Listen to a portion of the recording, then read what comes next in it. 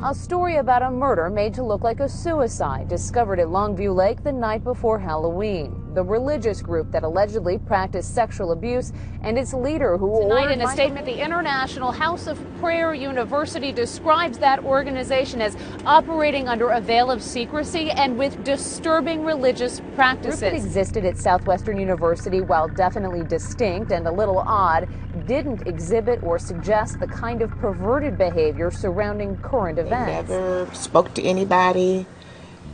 They just kept to themselves. On the evening of Thursday, October 30th, 2012, Jackson County investigator Penny Cole received a call, which summoned her to a potential crime scene.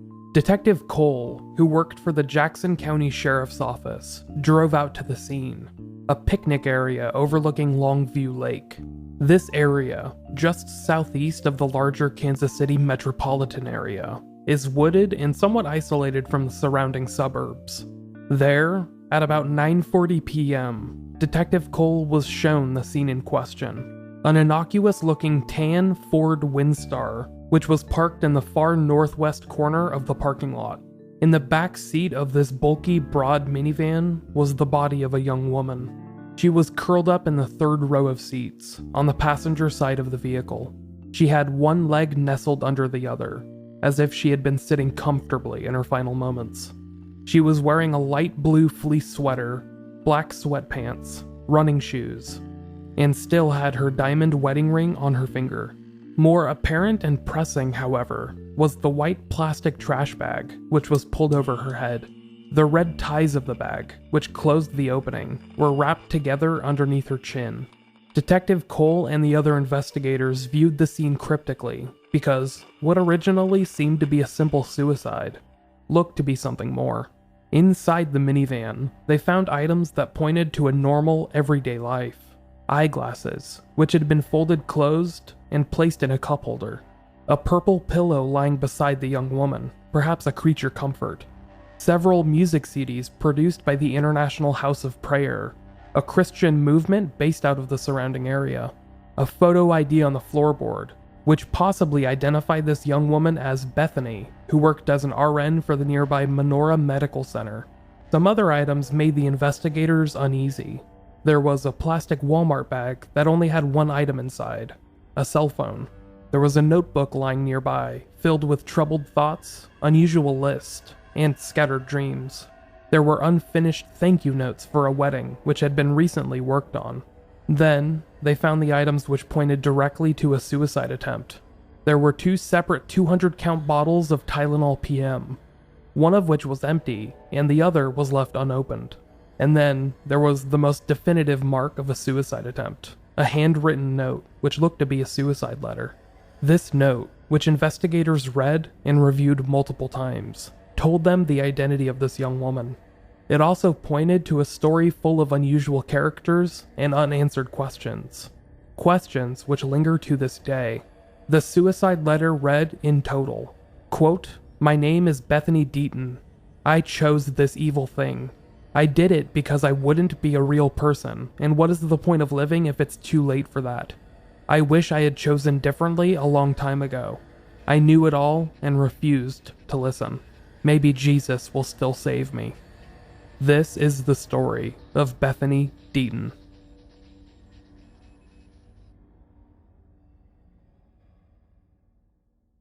Welcome to Unresolved. I'm your host, Micheal Whelan. This episode will detail the life and death of a young woman whose journey took her from a small college in Texas to a burgeoning religious community near Kansas City, Missouri. Before I get started, I just want to mention that this story is tied closely to the International House of Prayer, not to be confused with the International House of Pancakes, which goes by the same acronym of IHOP.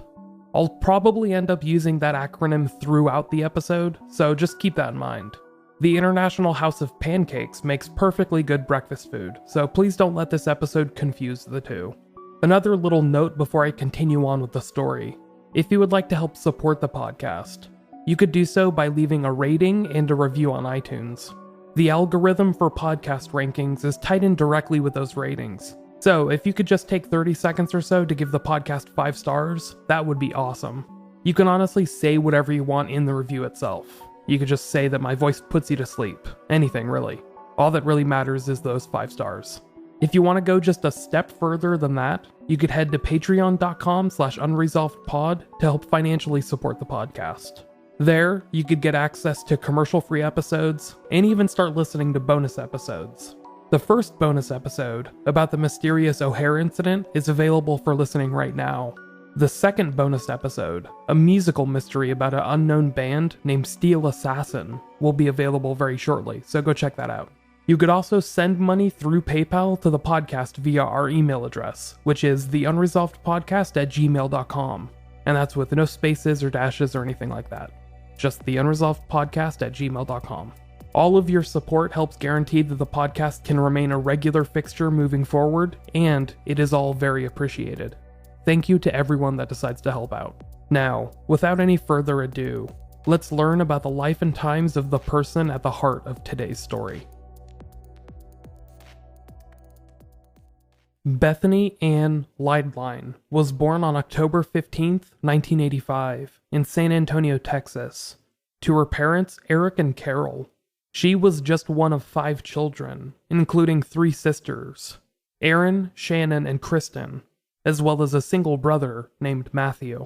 She grew up in a very religious household, as her family were devout Christians that lived in a suburb of Dallas. She was homeschooled in her youth, before moving on to a nearby high school. There, she met Taryn O'Brien, who had become a lifelong friend of Bethany's. Together, the two shared their dreams and aspirations with one another. Taryn would later recall Bethenny as a romantic at heart, who would write letters to her future husband and describe him in great detail, as I'm sure any daydreaming schoolgirl would. Bethenny was known to be an easy learner, and a bit of a bookworm. She had read almost every Charles Dickens novel by the age of 13, and had a solid understanding of the English language early on in her school career. She was described as a gifted writer by those that knew her. Her prose was described as being both very poetic and lyrical, and she had a gifted way of making her words sound fluid and emotional. So gifted a writer was she, that she earned herself a scholarship to Southwestern University, a private institution just outside of Austin, Texas. She began attending the institution in 2005, and she quickly embedded herself in a group of like-minded Christian intellectuals. Many, who were involved in this group of friends early on, describe Bethenny as the lifeblood of this collective. Quote, "She had a quiet energy that flowed through the group. Her life was one of the most luminous and promising I've known." This group of friends, which grew close due to their faith, also bonded over some common interest. One of these interests was their fascination with fantasy stories. In particular, stories like The Chronicles of Narnia, Lord of the Rings, and most especially, Harry Potter. One member said that these stories, quote, fueled our sense of being on a divine mission. One of their chief attractions was a sense of belonging to a secret club with exclusive access to knowledge and power. That was the root of our whole ideology. One of the members of this group was a young man named Tyler Deaton. Tyler Deaton had been raised in a devout Presbyterian household in the rural area of Robstown, Texas, a suburb of Corpus Christi. Due to growing up in this highly religious household, Tyler often struggled with his burgeoning sexuality.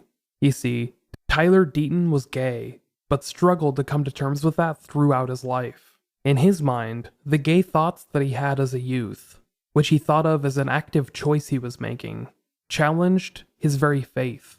This created a splintered ego very early on in his life. Quote, "To me, being gay meant you were this messed up, even villainous person. You couldn't love God. I didn't identify as gay." Because of this, Tyler struggled with his personal identity growing up. On the outside, he had the traits every guy dreams of. He was tall, handsome, charismatic, and had a personality that quickly endeared him to others. But on the inside, he felt worthless. This created a confrontational nature, which drove him to rise to any challenge or situation.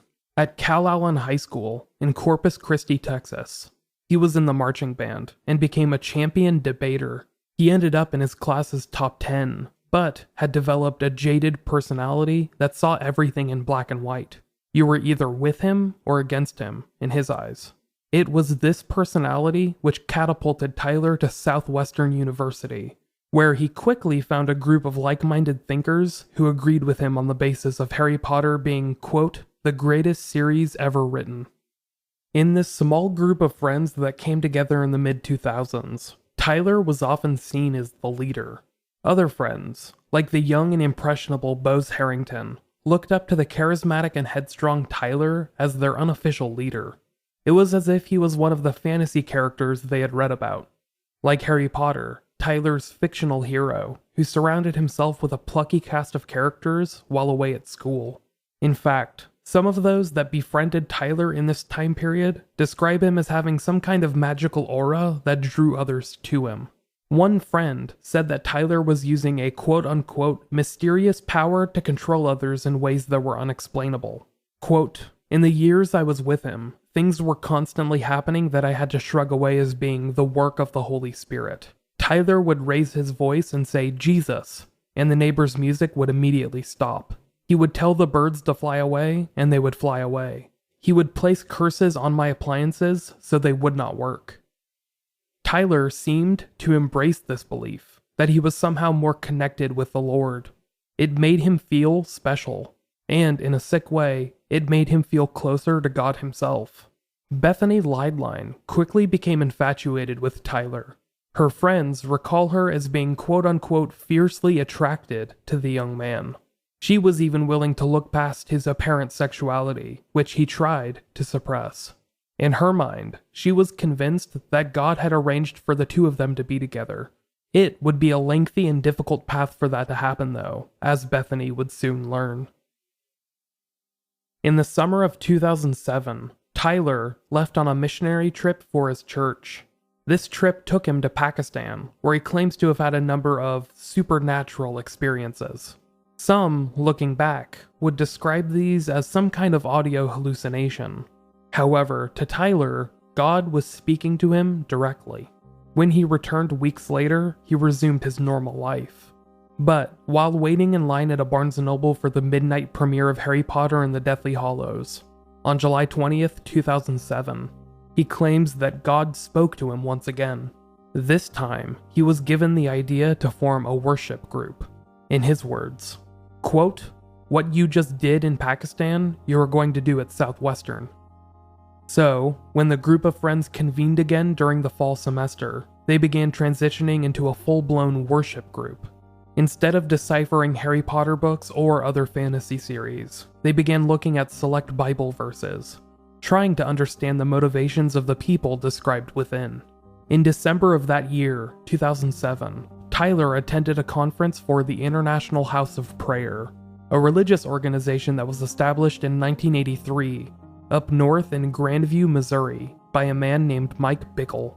The International House of Prayer, also known as IHOP in some religious circles, promotes 24/7 access to prayer rooms and centers for Christians to gather.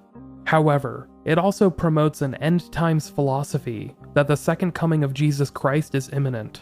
These teachings center around the belief that tribulation will be triggered by those that frequent IHOP prayer centers, and that active believers will get to see the return of the Lord within their lifetime.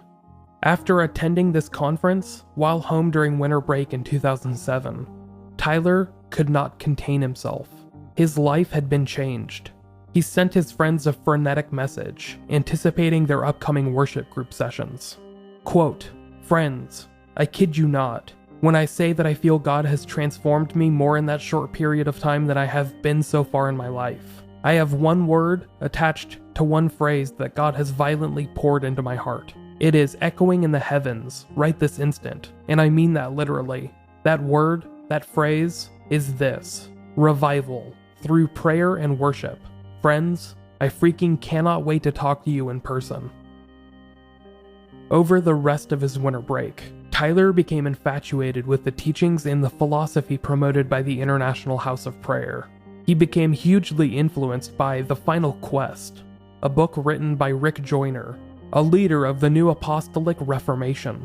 The book was the perfect mixture between religion and fantasy, and appealed to not only Tyler's personal struggles, but his black and white philosophy of the rest of the world. One friend would later remark about how this entire ordeal changed Tyler. Quote, "In some ways, Tyler was as much a victim as anyone else. These apostles destroyed him. I think they drove him mad." Within a few months of them returning to school, and Tyler's return from his International House of Prayer initiation, everyone in their worship group had become a quote-unquote hardcore IHOPper, as someone later put it. Quote, "It became an integral part of who we were."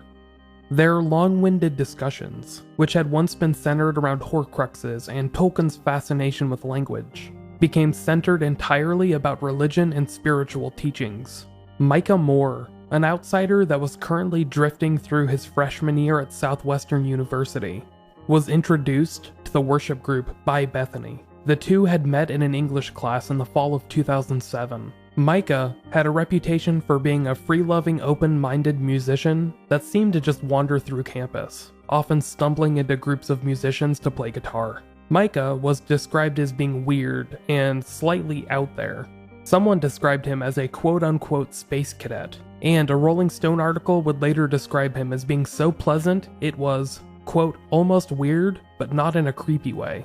When he first arrived at Southwestern in the fall of 2007, he had been a pretty introspective young man who struggled with identity issues of his own. He was described by one member of the worship group as, quote, "a thoughtful and melancholic young man, going around tugging at his beard and thinking inwardly about things." But his first semester had seemed to break him out of his shell just a little bit. It was later in that semester that he decided to experiment with acid, an experiment that did not go well. After tripping acid, Micah's self-perception issues began to multiply, and he began to doubt himself, who he was, what his purpose in the world was, etc. So, it was in these winter months that the adrift Micah was brought in by Bethany Leidlein, who thought the young man needed some guidance. He immediately took to the discussions they offered, seeing the religious imagery as an answer to the questions he had been asking in the preceding weeks and months. He quickly became one of the most zealous members of their group. In particular, he became a hardened follower of Tyler, who he saw as the leader of this burgeoning friend group. As Micah would later state, quote, "With a community of believers around me, I'm not vulnerable." By the spring of 2008, the worship group had grown to roughly 20 or so members, all of whom looked up to Tyler as their quote-unquote leader. With the way he spoke about the Lord and the alleged conversations they had had, they assumed that Tyler had a close relationship with God. Looking back, however, many see this as the year which Tyler began to exert his influence in ways that were inappropriate. When members of this group began to couple off, Tyler would make comments about them not being a correct match. He would then try to pawn each person off with someone else, in a pairing that was doomed to fail, thus souring group efforts to find love in early adulthood. He also began imposing odd punishments on people for weird infractions that he found off-putting, such as innocent flirting. This would be combated by shunning or silent treatments, which deterred that type of behavior in the future. It was clear that trouble was brewing, but these young men and women weren't well equipped to see the writing on the walls. They were worried about losing the only friends they had accumulated throughout college. Besides, their faith is what had brought them together, and what made them hold Tyler Deaton in such high esteem. To some members in the group, it was Tyler's opinion that carried the most weight. Whatever he said was law. This included thoughts about the Lord, and what many would see as inappropriate physical contact. Tyler seemed to be making subtle advances on other young men in the group, always brushing off negative responses by saying that it was a sign of camaraderie or friendship. He said that it was bonding that brought both of them closer to the Lord, and many of them struggled to say no when Tyler would begin play wrestling or even cuddling with them in their dorm rooms. Bethenny, to her credit, had not given up on her endless crush. Despite Tyler at one point telling her directly, quote, "it'll never happen," she continued to hold out hope. During the summer of 2008, she became deeply depressed when 3 years of pursuing Tyler had resulted in no changes in their relationship. And both friends and family noted this summer as the turning point in Bethany's behavior. But it was Micah Moore, the impressionable young man that fled into the open arms of Tyler Deaton, that experienced some of the most noticeable changes throughout this year. At the beginning of the year, he had been a wayward son, searching for answers when there were none, and then he found the worship group. Through the year, he had become more and more infatuated with the International House of Prayer, and he was beginning to see demons in every shadow. Often, he would break down and begin speaking in tongues, claiming that God and demons were speaking through him. In November of 2008, Micah claimed to have a vision in which he predicted a tragedy at Southwestern University. On December 3rd, the worship group made note of the dark clouds on the horizon, in which they thought the tribulation they had been praying for had finally arrived. On December 4th, the very next day, the campus was abuzz with news that philosophy major Rob Atkinson, a fellow student, had been hit by a car and had been killed. Atkinson was a student who often butted heads with the worship group's philosophy, namely Tyler Deaton's mentality of us versus them. At one point, Tyler had referred to Atkinson as a, quote, harbinger of the Antichrist. Tyler saw Rob Atkinson's death as a good sign, that those who stood against the worship group were being vanquished. Remember that black and white mentality I told you that he favored? Members of the group took the death of Rob Atkinson as a good sign, ignoring the tragic loss that he was for the community and his loved ones. They began to celebrate his passing, and this further cemented the teachings that Tyler was promoting to all of them. When they separated for winter break, they said goodbye to Micah Moore for the foreseeable future. Micah would transfer to the University of Texas that semester, as his parents were legitimately concerned for his mental health. A therapist would later confirm this when they made the professional assertion that Micah had suffered a psychotic break, related to his fear of demonic possession. The rest of the group, however, was looking for a way to continue on their worship and make it a more permanent fixture. You see, the death of Rob Atkinson had turned them into true believers, and at this point, their faith was unyielding. Bethenny graduated magna cum laude from Southwestern University in the spring of 2009 with a BA degree in English and a minor in Spanish. However, instead of taking her degree and starting a career as a talented writer, she decided to accompany Tyler to Grandview, Missouri, the home of the International House of Prayer. This was right after the recession, which had hit the Midwest particularly hard, and IHOP was investing heavily in the area of Grandview. They had just bought over 125 acres of land, and were putting tens of millions of dollars in to increase the area's infrastructure. And this included new buildings for the organization to begin expanding. Tyler Deaton and Bethany Leidlein started their own chapter of the One Thing internship program for IHOP, a program which lasts roughly 5 months, in which you are immersed fully into Bible study and work programs. Between 8 o'clock in the morning and 4 o'clock in the afternoon, these interns would analyze biblical theology, and then worship in the prayer room from 6 p.m. until midnight. Tyler and Bethany, among others from their friend group, participated in and served as chaperones for the different houses, which were separated by gender. I'll refer to each of these as the men's house and the women's house throughout the rest of the episode.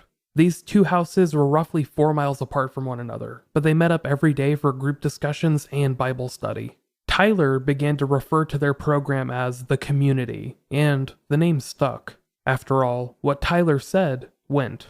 Bose Harrington, a member of the college worship group that moved to this community, described what Tyler was hoping to accomplish by naming his offshoot of the program.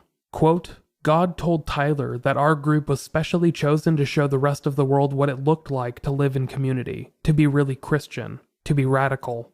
Throughout this year, in which Tyler and Bethany made such a huge life decision, moving to the same city and working for the same institution, you'd imagine that her infatuation with Tyler might have passed over by now, that she might have accepted that Tyler and her were not meant to be together.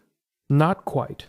According to most people involved, Bethany was still head over heels for Tyler, and she was willing to wait as long as needed in order to earn his love and affection.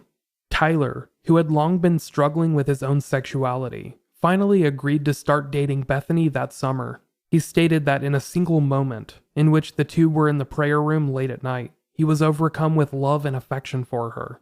And, on a summer evening, after taking a walk together, he asked her if she would go out on a date with him. Shortly thereafter, he told her that he intended to pursue her, quote, unto marriage. It was a dream come true for Bethany, who was finally getting to spend time with a man she had loved for over 3 years. However, those that were witness to their relationship, the members of the worship group that were now members of the, quote, community, as Tyler called it, thought that something else was afoot. They all noticed that the couple never shared any public displays of affection. Tyler even remarked at one point that they didn't even kiss until their engagement over 2.5 years later. To some, their relationship looked like it was staged. Bethany, who had long dreamed of settling down with the man of her dreams and having a little boy named Samuel, was hoping that Tyler would become the husband she had once written letters to as a teenage girl. In 2010, Tyler Deaton continued to increase his sway over the other members of their IHOP community, urging them to cut off contact with family members and loved ones that seemed to deter them from their faith, and from him. It was at around this time, now that the group had around 25 members, that he began insisting that his purpose in life was to focus full-time on the ministry, and to begin preaching for a living. However, because of this, he needed the others to support him, financially. Members that had attended Southwestern University with Tyler, and who had once been hopeful to start careers of their own, were now being forced to take on menial jobs in order to support Tyler and the community that he was curating. One member of their worship group, who had decided not to move out to Grandview with the others, stated about their former friends, quote, "They became shells of themselves. Once you went to Kansas City, you did not leave." It was during this time, as Tyler Deaton began to focus on the community full-time, that his teachings began to become more erratic. The end times philosophy of IHOP had always been a conceptual thing. But now, Tyler began preparing and stockpiling for the Great Tribulation, when good would battle evil for dominion of their souls. He also began actively training members of the community for this militant view of the apocalypse. In the summer of 2010, a familiar face returned to the fold once again. Micah Moore, who had transferred to the University of Texas the spring before. His mental state had continued to deteriorate in the year apart, and he was allowed back into the group, where he immediately moved into the men's house. His parents were hopeful that a return to some kind of spiritual guidance would help him get his mind on right once again. At this point, Tyler had almost unfettered control of the group, and no one challenged him when he made a decision that would impact everyone else. If he thought something was for the good of the group, everyone in the community went along with it. When another member began to express themselves in ways that Tyler viewed as quote-unquote non-conformity, Tyler organized a collective shunning of this member. It was Bose Harrington, who had been friends with both Bethany and Tyler for years. For the next few weeks, Bose was ignored by everyone in the group, whose only communication with the rest of the community came in the form of a note under his door from time to time, informing him of decisions that had been made without his input. When the leaders of the International House of Prayer caught wind of this power trip that Tyler Deaton had been on, they were not pleased. They informed Tyler that the shunned member, Bose, was to be allowed back into the group, but that did not stop Tyler from further mistreatment. He began to demand that this member eat their meals on the floor, like a dog, and they verbally abused Bose constantly. He was even given a contingent of 3 members who followed him around 24/7 to keep an eye on him. It was clear that, by this point, the members of the community were living in a full-blown cult, but those involved were too invested in their faith and their leader, Tyler, to see otherwise.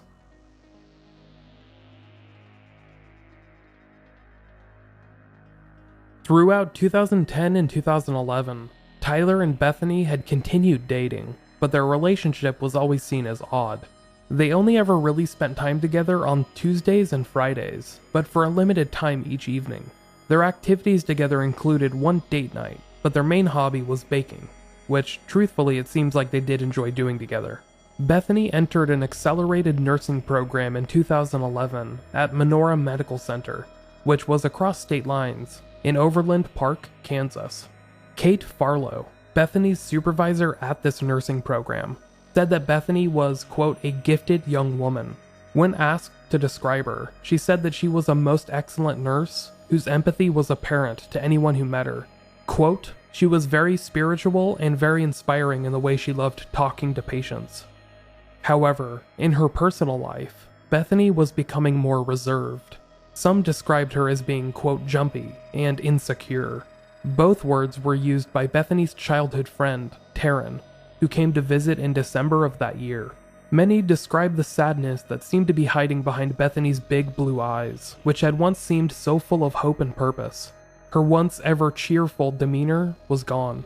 In August of 2012, Bethany finished up her accelerated nursing program, just in time for her marriage to Tyler Deaton.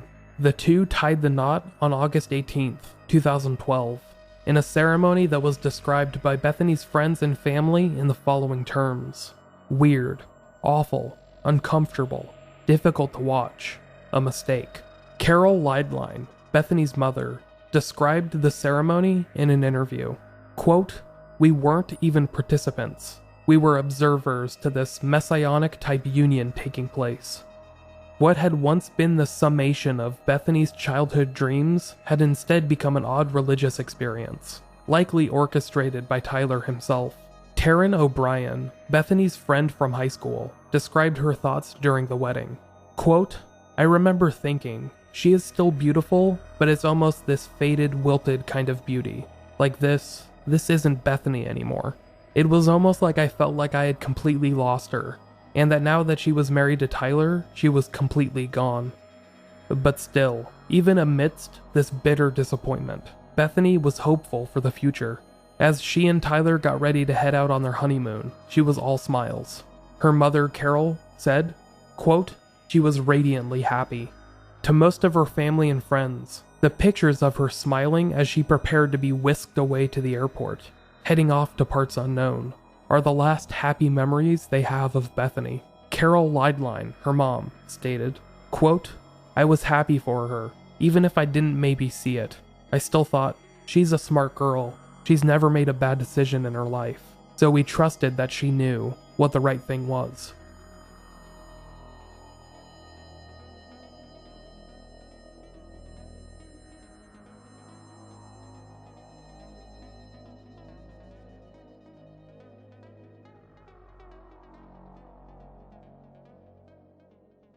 When Tyler and Bethany Deaton, now officially married, returned from their 3-week honeymoon to Costa Rica, people were expecting to see a couple that had come together for once and for all. However, what they found was that the two had not so much as headed off on vacation as husband and wife, but more like brother and sister. Tyler, who had long struggled with his sexuality, privately, had been unable to bring himself to consummate the marriage. He said as much, both months and years later. To Bethany, who had been looking forward to a long and happy marriage, this was close to the straw that broke the camel's back. She had been longing for her knight in shining armor to sweep her off her feet, and was instead forced to claw and scratch for every ounce of affection, most of which felt forced, from her newfound husband. Bethany talked to a counselor and a number of her close friends about the marital issues she had been having with Tyler, and described a 3-week honeymoon in which she had spent a large chunk of the time reading through the Twilight series instead of having any intimacy. When the two returned, Bethany seemed unwell, almost uneasy within her own skin. She moved into the basement bedroom of the men's house, which was also Tyler's bedroom. However, because of Tyler's issues with his own sexuality and intimacy, she spent a number of nights each week sleeping on the couch. More often than not, she ended up in her old bedroom at the women's house. When she was asked why, she said that she, quote, needed space, or was feeling, quote, too controlled by Tyler. Weeks later, many would describe a semi-abusive relationship unfolding in the background of the community, similar to that having been faced by Bose Harrington the year before. When Bethany had tried to raise her marital issues with Tyler himself, he often lashed out and either publicly ostracized or shunned Bethany, which resulted in her issues compounding upon themselves. Because of the way that Tyler had structured this community of his, many of Bethany's own resources were tapped. She did not have anyone to communicate with. The relationships with old friends and family stunted by Tyler's need to fray any dissenting opinions. Later on, many of these loved ones, who lived hours away, would recall having no idea that Bethany was facing any of her problems. The way they described Bethany, she was often the kind of person to internalize her problems, instead of reaching out to fix them. And, with Tyler stunting any kind of relationship growth, she kept taking her problems straight to heart, where they would continue to fester. Looking back, it was becoming evident that Bethany Leidlein, now Bethany Deaton, needed help. Throughout September and October of 2012, Bethany's emotional and mental state continued to deteriorate, and she began to make comments that pointed to serious issues that were going untreated. Tyler, her husband, later stated, quote, "She got more and more depressed and upset. She started saying things like, 'My soul is ruined. I'm just gonna go to hell now. I'm just gonna go to hell.' And I remember the first time she said this stuff, I was like, 'What are you talking about?'" In emails dated October 16th, members of the community began discussing their fears of Bethany's deteriorating state, and indicated that she was close to snapping. She was now at risk of not only losing her job, but the idea that she was approaching suicide was brought up for the first time. On October 23rd, 2012, Bethany's mental state was brought to the point of threatening suicide. She apparently brought a cup of windshield wiper fluid into the house, where she confronted Tyler about their relationship issues. He was able to take the cup away and contacted the police. When the police responded, Bethany was asked if she had any suicidal thoughts. She responded, quote, "It would be easier to die than to change." It was then that Bethany was taken into protective custody at Truman Medical Center in Kansas City proper. While in protective custody, and being constantly monitored by nurses and mental health experts, she made several comments that alluded to some kind of reckoning awaiting her. She told doctors, on more than one occasion, that she was damned and could not achieve salvation. Despite this, she was released from protective custody just 2 days later, on October 25th, 2012. Her husband, Tyler, argued against her release, saying that she was still suicidal, but that did not help matters. Bethany returned to the community, a group program that was supposed to promote a loving, caring environment, where anyone could join in and be a part of a family. But Bethany now felt more alone and hopeless than she ever had before. On October 29th, Bethany was still struggling with a severe depression, and her uncaring lethargy got the better of her. When she failed to finish up her daily chores, another member of the community threatened to get her kicked out if she did not start carrying her own weight. Word of this eventually got back to her husband, Tyler, who was holding a prayer session that evening. In his sermon, Tyler preached for members to choose between the community or their own personal selfishness. This sermon seemed to be targeted at Bethany quite prominently. During her arguments with Tyler about their marriage issues, he had often complained about her selfishness not taking priority over the Lord. Now, he was holding a public sermon among all of their friends, which seemed to be a scolding, ostracizing critique of her as an individual. Her own husband, Tyler, later described her behavior during this prayer session. Quote, "And Bethany was sitting with her back up against the wall, curled up in a ball with this mortified facial expression." Those in attendance later recall this as being the last straw for Bethany Deaton. Whatever was left of her self-worth was completely devastated. October 30th, 2012, a Tuesday. Members of the community started off with their regular daily activities, whether it be analysis of Bible theology, prayer sessions, or the day jobs they were partaking in to maintain the group.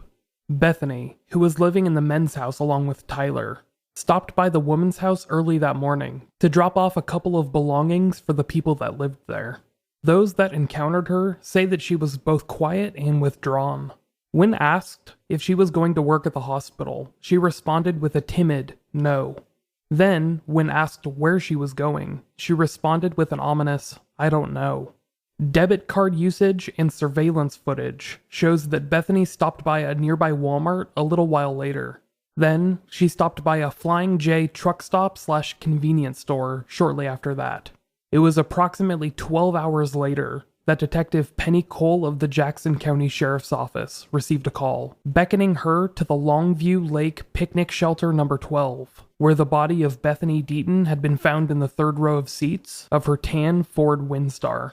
Detective Cole stated in an interview with CBS's 48 Hours, quote, "She was sitting in the back of the van on the right-hand side, kind of leaned up against the window. She was found with 2 bottles of Tylenol PM. One bottle had been empty, and the other remained unopened. A white plastic bag had been tied over her head, presumably by herself." The initial assumption was that Bethany had made the decision to end her own life. The empty Tylenol bottle, paired with the bag over her head, indicated that she had gone through with it, deciding that 2 options were more effective than just one. A notebook in the car, full of Bethany's troubled and scattered thoughts, pointed to a deteriorating mental state. However, a few things raised some alarms for Detective Penny Cole. Bethany had a diamond wedding ring on her ring finger, and the police found unfinished thank you notes inside the car. It seemed to police that she had been working on them shortly before making the decision to end her life, and that seemed rather odd to them. Then again, people in troubled mindsets always make odd decisions in the heat of the moment, so it didn't seem too out of the ordinary, but still something to keep in mind. Then there was the suicide letter, which made it easy for investigators to find out the identity of this young woman. Quote, "My name is Bethany Deaton. I chose this evil thing. I did it because I wouldn't be a real person, and what is the point of living if it's too late for that? I wish I had chosen differently a long time ago. I knew it all and refused to listen. Maybe Jesus will still save me." When Detective Penny Cole tracked down the husband of this young deceased woman, who had gotten married a little over 2 months beforehand, her suspicions were heightened. Quote, "When I spoke to Tyler, I did not see the reaction that I expected from a newlywed at all, and it kind of made the hair on the back of my neck stand up." That evening, it was confirmed that 27-year-old Bethany Deaton had been found dead in the picnic area overlooking Longview Lake. Almost immediately, the Jackson County Medical Examiner's Office had ruled Bethany's death a suicide. Within days, her body would be released for burial in her hometown of Arlington, Texas.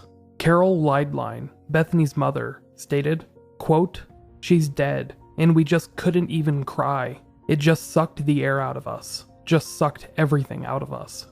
On the night that Bethany was found dead, the community, in which she had lived in for years, convened at the women's house. Together, they met for a prayer service, led by Micah Moore, the troubled youth that Bethany had introduced to the group nearly 5 years beforehand. Members of the group described Micah as seeming quote-unquote relieved through the service, and stated that he was, quote, "laughing and looking happy, as he always did when he was leading worship and playing guitar." Tyler Deaton, Bethany's now widower husband, told the group at this prayer session, quote, "Stay upbeat and press into the Lord, but this community is bigger than one person." On November 6th, over 100 people crammed into a small funeral home overlooking Longview Lake, the body of water which Bethany had been found near. Together, these 100 or so people memorialized and remembered Bethany Leidlein Deaton, a woman whose positive spirit had touched the hearts of many throughout her life. However, the service was described as odd by many, those that were unaware of the life that Bethany had been living within the community. Present were higher-ranking members of the International House of Prayer, who had come to pay their respects to a life lost way too soon. It was during this service that some comments raised alarms among leaders of the International House of Prayer. The comments, which were made by members of Tyler's community, touched on some issues plaguing the group, which had been brought on by Tyler himself. The very next day, Tyler was informed by the International House of Prayer that he was no longer welcome on church property, and this included the community housing that he had spent years trying to cultivate and grow. On November 8th, 2012, the death certificate for Bethany Deaton was signed by the medical examiner. It officially listed her cause of death as asphyxiation. and her manner of death as suicide. The day after, November 9th, 2012, a Friday, the family of Bethany Deaton prepared to finally put her body to rest. However, as they gathered at the cemetery, her mother recalled getting a phone call from the investigators. Quote, "They called us to say that they needed her body back, and they didn't want us to bury her that day."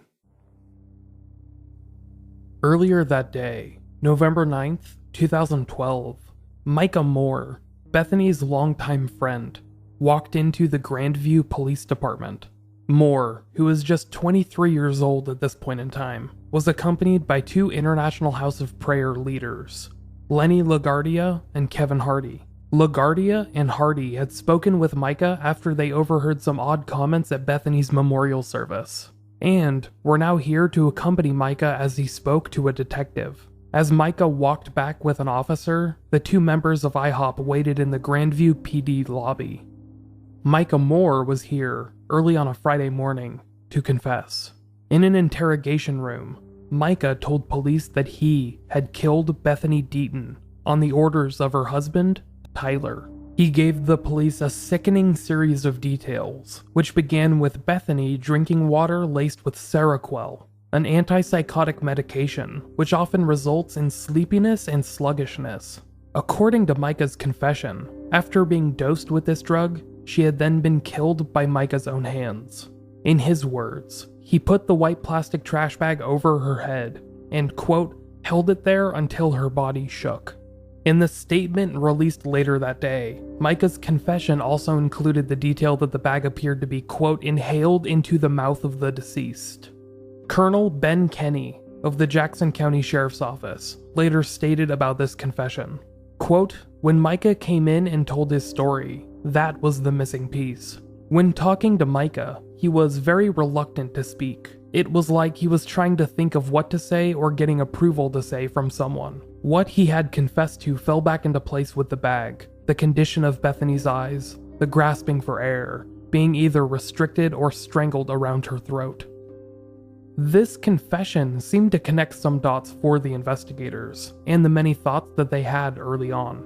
Colonel Ben Kenny and Detective Penny Cole had often struggled with the idea of a newlywed committing suicide just 2 months after her wedding, and less than a month and a half after returning from a honeymoon. How could have things progressed so poorly in such a short amount of time? And it's worth mentioning that when Bethany's body had been examined by the Jackson County Medical Examiner, they had been surprised to find her eyes still open. This indicated that, despite seeming to ingest a bottle's worth of Tylenol PM, that asphyxiation had been the cause of death. The doubt for investigators had come from whether this had been done by Bethany's own hand or perpetrated by someone else. And now, Micah's confession was throwing the suicide manner of death into doubt. Colonel Kenny stated about this, quote, "She wasn't asleep. And most people, when they overdose with some kind of sleeping medication, their body just starts to slow down and shuts down." Family of Bethany had also had their doubts before her burial, when they learned that the drug she had consumed was Tylenol PM. They questioned why she, a registered nurse, would use some over-the-counter drug when she had been working at the hospital 2 days before her death. In addition to this drastic claim that he had been personally responsible for Bethany's death, Micah's confession also raised some more startling accusations.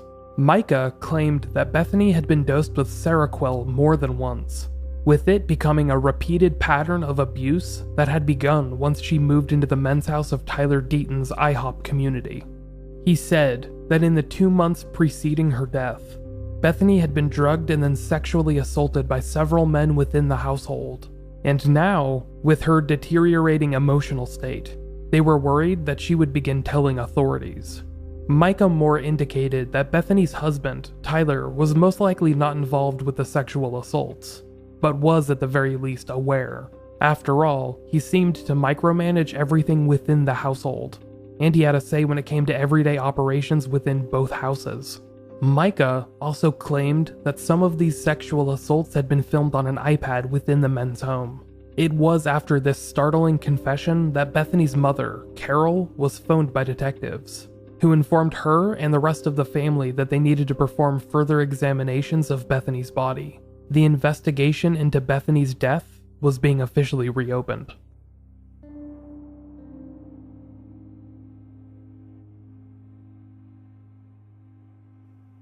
On the following Monday morning, the president of International House of Prayers University, Alan Hood, released an official statement about this turn of events.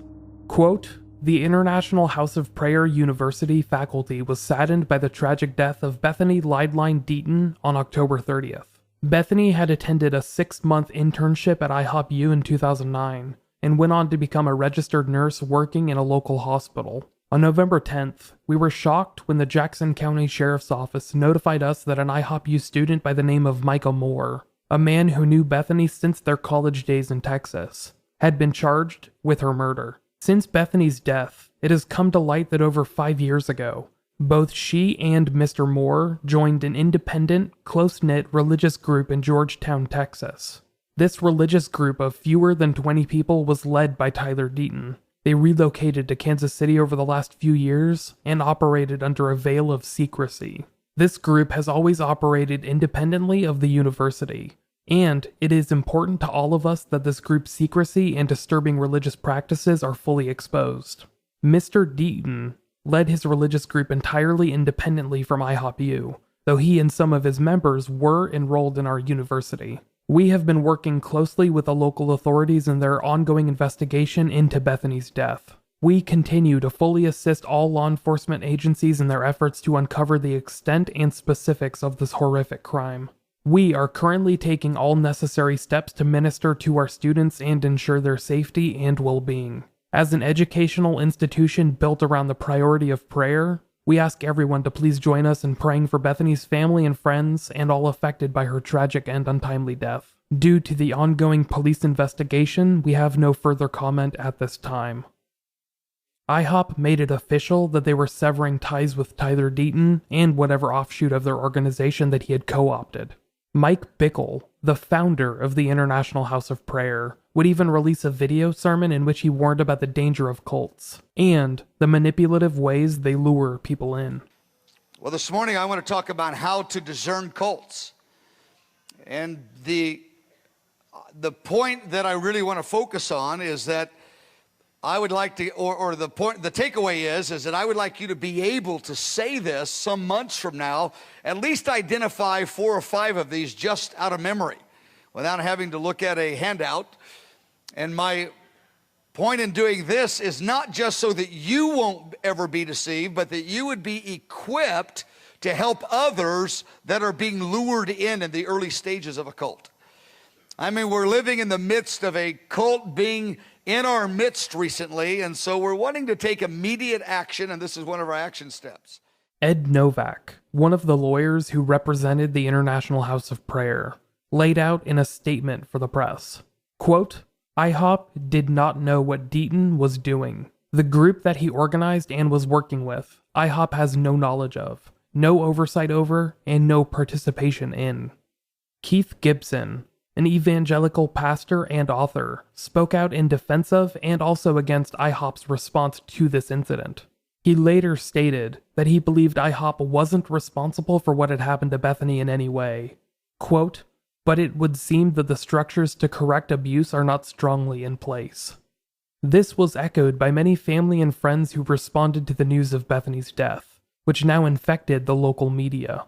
Tyler's community, quote-unquote, which had long since been associated with the International House of Prayer, was being referred to as a cult in the press.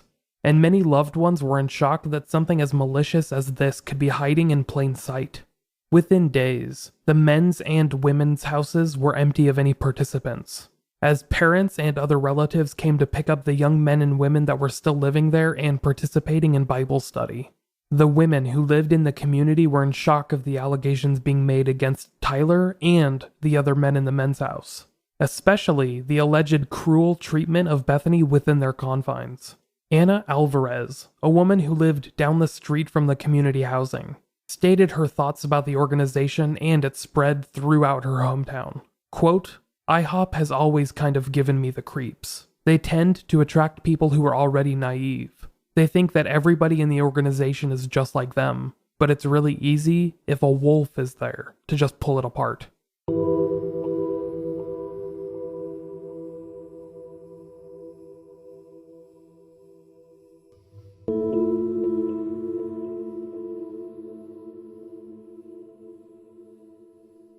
As the men's house and women's house emptied of contents and residents, many of the people that had once lived there began speaking to investigators. The more that police realized a disturbing story had been unfolding in the background of this community for months, if not even years. Multiple men in the house told detectives that they had been engaging in sex acts with Tyler Deaton over their time in the community. At least 3 described this as a quote-unquote sexual relationship, and one in particular described this as a quote-unquote long-term relationship.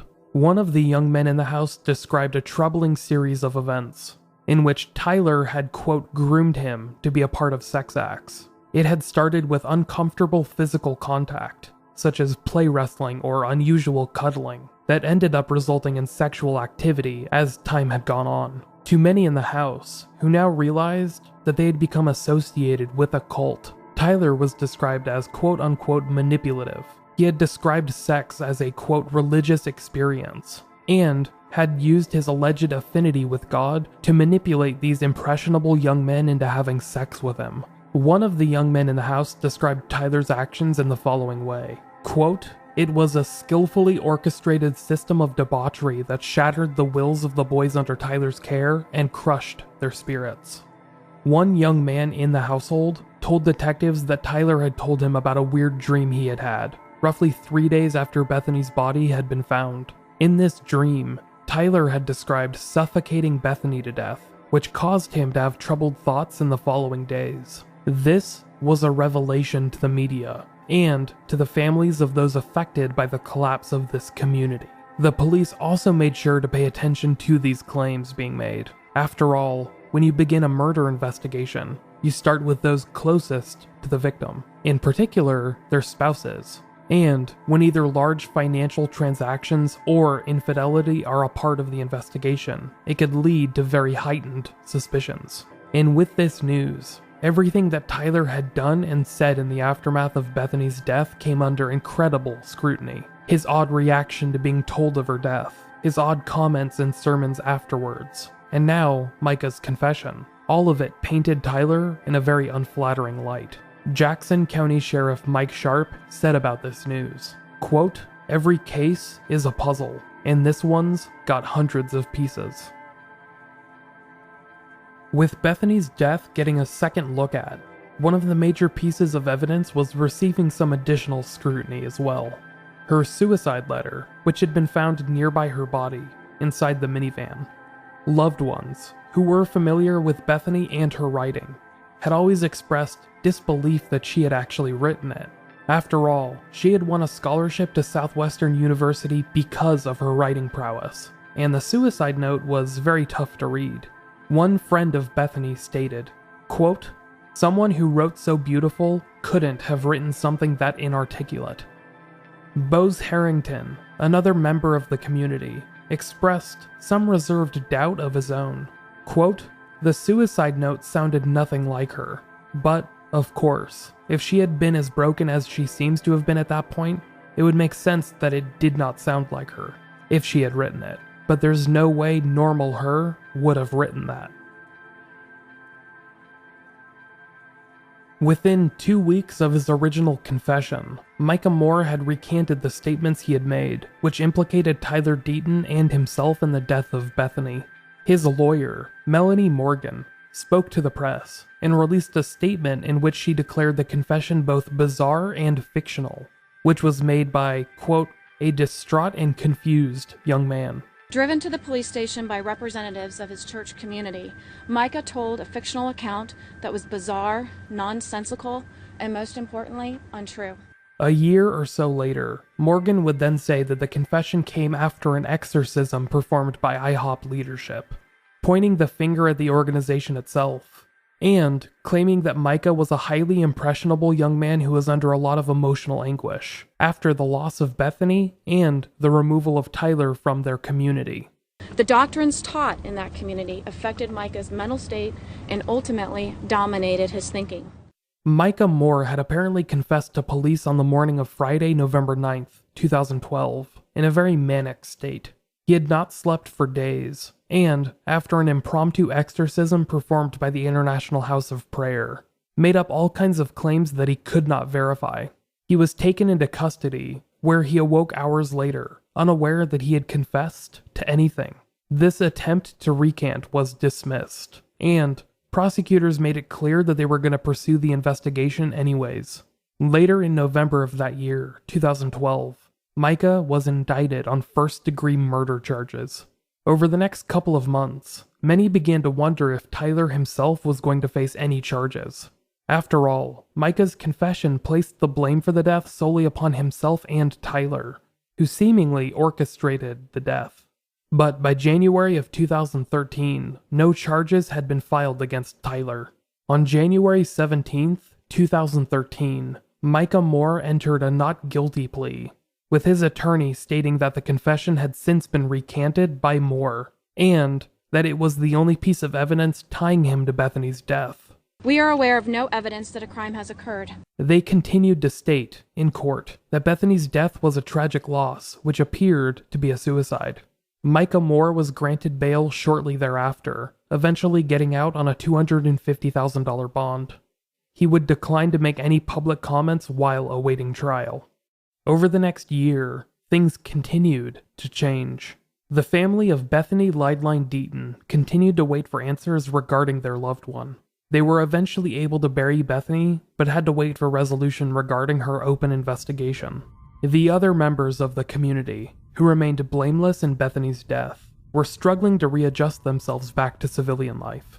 They had spent months, perhaps even years, within the confines of this group, and had to come to grips with the fact that they had been duped by someone who was, in essence, a charismatic cult leader. Tyler Deaton, Bethany's husband, had lost everything he had spent years building up. His worship group turned community had turned its back on him and fallen into complete disarray. After he had been kicked out by the International House of Prayer, he had moved back to Texas, where he got a job working as a pre-calculus teacher at a high school in Lancaster, just south of Dallas. His tenure was short-lived though, as he was let go in April of 2013 after students began Googling his name. They discovered the series of events that had led him back to the state of Texas. Despite being well-liked by students and the rest of the staff, he was suspended in April, pending a review, and then not asked to come back for the following school year. Micah Moore, Bethany's friend, was waiting for his upcoming trial, which would determine the rest of his life. If he was found guilty, he was looking at a life sentence or perhaps even a death penalty. These questions would continue to linger until the following year, when this happened. New at 5, he confessed to a murder he did not commit. Today, Jackson County prosecutors dropped the charges against Micah Moore. Sayed Shabir explains why. The man who confessed to killing Bethany Deaton last month is taking back his story. And tonight, a former classmate tells us feeling of relief. Tonight, a man is now free after he confessed to a murder he did not commit. In October of 2014, nearly 2 years after Bethany had been found in the parking lot overlooking Longview Lake, all charges were dropped against Micah Moore. Jean Peters Baker, the prosecutor in charge of the case, stated that she had consulted Bethany's family before making her decision, a statement that is openly rejected by Bethany's family, who say that they were told of the decision but they were given no input. Baker made a statement about this decision. Quote, "My office concluded that we could not ethically continue to pursue the case given the current evidence against Micah Moore. The duty of the prosecutor is to seek justice, not merely to convict." In the preceding 2 years, police and other authorities had been looking for any evidence to back up the series of events laid out in Micah Moore's November 9th confession. However, the evidence they were able to accumulate suggested, overwhelmingly, that Bethany Deaton had in fact committed suicide. Going directly to Micah's statements, several things stood out to investigators. In particular, throughout his confession, he had talked about Bethany being killed in the front seat of the minivan, whereas police had found her in the third row of seats on the passenger side. Then, there were issues with the timeline presented by Micah's confession. He had originally stated that he had killed Bethenny before 10 o'clock in the morning. However, video footage showed him at the community housing for class at around 10 a.m. That information, paired with surveillance images that showed Bethenny at a Walmart and a convenience store in the same time frame, buying the Tylenol PM that would be found in the vehicle with her, went against Micah's confession. That, and the fact that Bethenny's debit card had been used after 10 o'clock that morning, which put the timeline Micah presented into complete disarray. Another major component of Micah's confession was the claims that Bethenny had been drugged and repeatedly sexually assaulted before her death. When the medical examiners took a second look at her body, they found no trace of Seroquel, the drug Micah claimed she had been drugged with. Secondly, they found no evidence of any sexual assault taking place. In fact, the physical evidence suggested that Bethenny had been a virgin at the time of her death, which also cemented the lack of any intimacy between her and her husband of 2 months. In Micah's original confession, he had also stated that some of these sexual assaults had been filmed on an iPad, and police had seized several of these devices from the men's house in order to review them. They found no such videos, or any proof that any had existed. Furthermore, investigators found no DNA evidence of Micheal Moore within the vehicle in which Bethenny had been found in, and several handwriting analysts, including those within the FBI, determined that the suicide note was written by Bethenny. The second examination of Bethenny's body had revealed to investigators that she had died of asphyxiation, but the manner of death had been changed from suicide to, quote, undetermined. It was clear that prosecutors wanted to keep their options open, should more evidence come to light in the future. Because of this overwhelming lack of evidence, prosecutors had become aware that their only legitimate shred of proof was Micah's confession, which they knew would never hold up in court. After all, Micah did have a history of psychotic episodes, usually tied into claims of demonic possession. Because of this, as well as the religious beliefs of the others within the group, his testimony could not be taken seriously. This case had shown itself to prosecutors to be one that would be doomed from the start. So after years of trying to fit a square peg into a round hole, they decided to cut their losses, and, in the process, cut Micheal Moore free.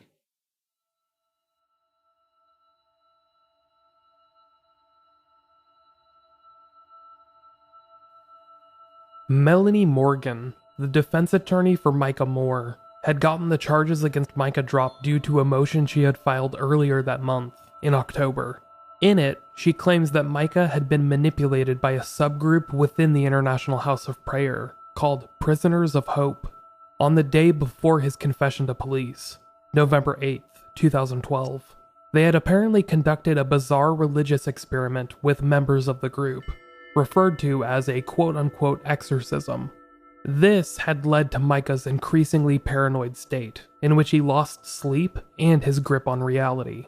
Melanie Morgan, Micah's attorney, claimed in her motion that his confession was a quote reactive psychotic episode, which was triggered by the loss of his friend Bethenny, and the crippling realization that he was in a cult. She also stated that the real tragedy of the story was that, quote, a young woman with severe depression went untreated, and she was surrounded by people who loved her but didn't get her the help she needed. Micah deeply regrets that his statements, even though retracted quickly and contradicted by the physical evidence, compounded the pain suffered by Ms. Deaton's family. Micheal Moore has since refused to speak to the media or the press, even when CBS began putting together a 48-hour special about the case and the people involved. However, he has made some comments online, in which he blames the International House of Prayer for his false confession. Quote, they are not prophets, they are manipulators. These comments mirror statements made by other members of the group, who have discussed the drastic efforts made by IHOP to get Micah's confession. Micheal Moore has also made it pretty clear that he regrets ever choosing to follow Tyler Deaton, and the two have had no contact in the years since. Tyler Deaton moved to the Dallas area after the death of Bethenny and the dissolution of the community, eventually gaining and losing a job as a high school math teacher over the first half of 2013. He is since believed to have returned to the Corpus Christi area that his family lives in. Reporters have tried to contact Tyler, but he lives anonymously because he fears social and public repercussions. Surprisingly, when CBS put together their 48 Hours special on Bethany's death, Tyler was cooperative. He wanted to appear and to clear his name, but he only ended up adding to the thoughts and opinions that many had about him. While on camera, he appeared very off-putting, constantly smiling and laughing about questions which were very serious. Now, I'm not going to be the one to make assumptions about anyone for odd behaviors, especially in the face of such tragedy. But I just want to point out something that several people online have taken issues with. Many skeptics have described his behavior in this interview as quote-unquote detached. He told 48 Hours investigators, quote, "My gift and something that is also a curse is that I am charismatic. I've owned that from the beginning and I'll own that to the end. I can be electric and magnetic. It can affect people." When asked whether he was a cult leader of sorts, with a large amount of influence over the members of his group, he responded, quote, "Yes, there was. There was influence that was excessive in control. But the image that the media makes of this, like, grossly sociopathic, narcissistic, control freak cult leader personality is just dumb. And it drives me crazy. It's like, could we talk about what actually happened?" He also told the interviewer, quote, "Everybody left me in a day, except for one friend. Everybody left me in a day. If I'm a cult leader, I'm a really bad cult leader. In the course of 10 days, I lost Bethenny, and then I lost all my friends. I lost the church I was a part of. They were gone." Tyler Deaton has continued to reject any assertions that he was involved in Bethany's death in any way. Many of Bethany's loved ones, family and friends who were not able to speak to her in her final weeks, except that Tyler did not kill her. However, many of them still blame him for her death, alleging that he isolated and shunned her to the point where suicide was the only option she could think of. Shannon Leidlein, Bethany's sister, said in an interview a short time ago, quote, "He promised to take care of my sister, which is the most sacred promise one can make. He promised my dad and my family that, and we accepted him into the family as a brother and son, regardless of the method of death. He didn't keep that promise. That was a fraud, a complete fraud."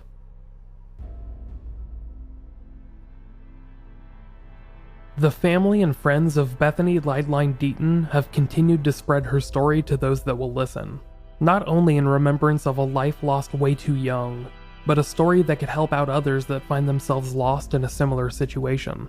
Her mother, Carol, was asked about what she would say to family members who have loved ones caught up in an organization like Bethenny was. Her response, quote, "I would say don't let anybody get between you and your child. Don't let anybody cut your child off from their family. And the things that I started to see in her were identity changes. And I think that's what Tyler did. He took her identity. He took all their identities and said, no, this is who you really are. This is what you're supposed to be, not what you think you're supposed to be." This is a thought that is shared by Taryn O'Brien, Bethany's lifelong friend who wrote a piece that was published on CBS News. Quote, "The best way I can describe the signs of an abusive environment are in these terms. Beth was a flower, radiantly blooming in the sunshine. She was put in a dark room and wilted away. This is what any abusive environment will do to a person. The things they used to love don't matter. Only the significant other, cult leader, or group matters. Individuality is crushed into conformity. They often fall away from their own loving families and friends. Their smiles become hollow. They behave strangely and secretively when they were once open and free. If you feel something is off and a friend might be involved in a similar situation, even when the abuser seems absolutely charming, trust your intuition."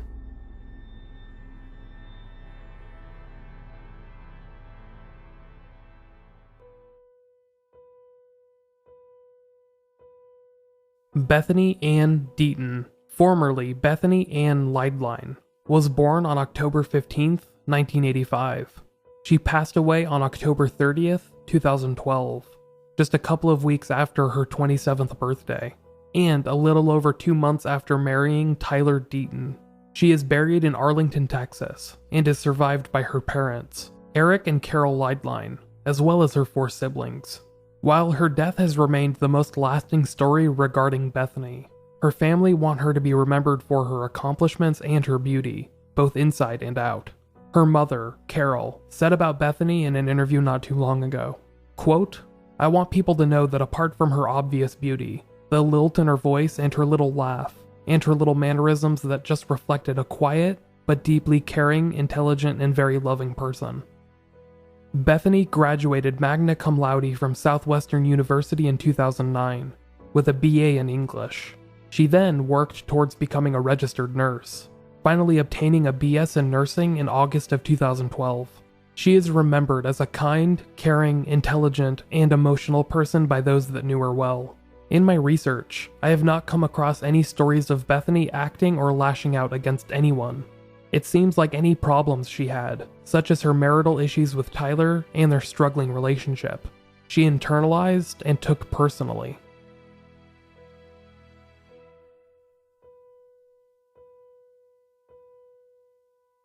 Bethenny's death remains a hot topic of debate in the area in which it happened, just outside of Kansas City, Missouri. Her cause of death, asphyxiation, has never changed. That has been evident from the earliest police report up until charges were dropped against Bethenny's friend, Micah Moore, in October of 2014. However, her manner of death, which was originally ruled as suicide, has been changed to undetermined. Authorities regret making some of their earlier decisions, such as the quick decision to have her death ruled as a suicide. Bethenny was examined and then embalmed before the contents of her stomach could be looked at. Because of that decision, a full autopsy could never be performed. Jackson County Sheriff's Detective Penny Cole, the same detective who responded to the call of a body found in a parking lot overlooking Longview Lake, continued to work on Bethenny's case until just recently. She has always suspected that there was more than a suicide to this case, but she does not have enough evidence to prove it. Quote, "I think her life was taken by someone, and I can't say I have an opinion because I have to base what I do on evidence and facts. But what I have seen in my investigation leads me to believe that Bethenny did not kill herself. I think Tyler had great influence over everyone in his community. I think he had an immense amount of influence in every aspect of their life. Someone knows more, and they need to speak up for Bethenny, because she would have done that for them." Bethenny's father, Eric Leidlein, has remained silent throughout this ordeal, choosing to let his wife speak for the family. But in an interview not too long ago, when the topic of Bethenny's death was brought up once again, he decided to speak about his daughter's tragic loss.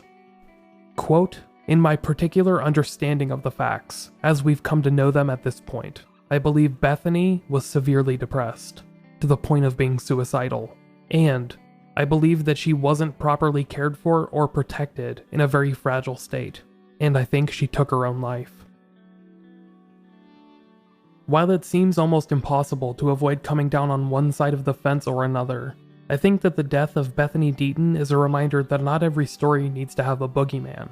Sometimes it's not a conspiracy that results in someone passing away, or a serial killer lurking in the night. Sometimes, the most troubling unanswered questions are the ones that looked us straight in the eyes, and we never knew how to identify them. There are likely hundreds, if not thousands of people, who are right now in a similar situation that Bethenny was, stuck in an environment or a mindset where there seemed to be only one escape. And all of those people have someone who cares, or someone who would care, and would try to save them, if only they knew what was at risk. It's impossible to look back at Bethenny's story and say that any one person was responsible. While a lot of the blame falls upon her husband, Tyler, the man who created a community that shamed and embarrassed Bethenny for simply wanting to feel loved. Even that is impossible to truly gauge without any of us actually being there. If you have any further information about this case, please contact the Jackson County Sheriff's Office at 816-541-8017. Likewise, if you or anyone you know of is in danger of harming themselves, please reach out and make contact before it's too late. The suicide hotline is 1-800-273-8255. Internationally, it's just an internet search away. Please, don't be afraid to get help if you need it. Even if you don't think you need it, it never hurts to talk to someone. The story of Bethany Ann Leidlein Deaton remains unresolved.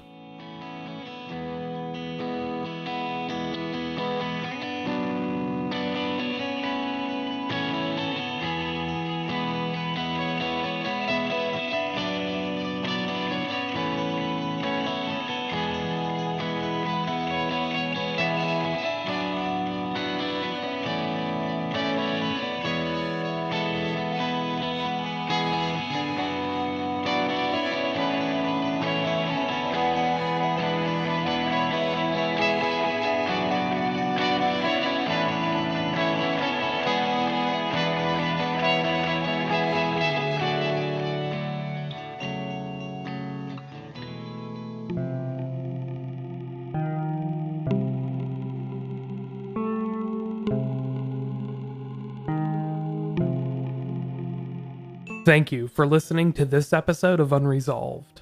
If you would like to keep in touch with the podcast, you could head to the podcast website, which is unresolved.me. There, you could find transcripts of each episode, along with links to articles for further reading, links to the music used throughout, and links to anything else podcast related.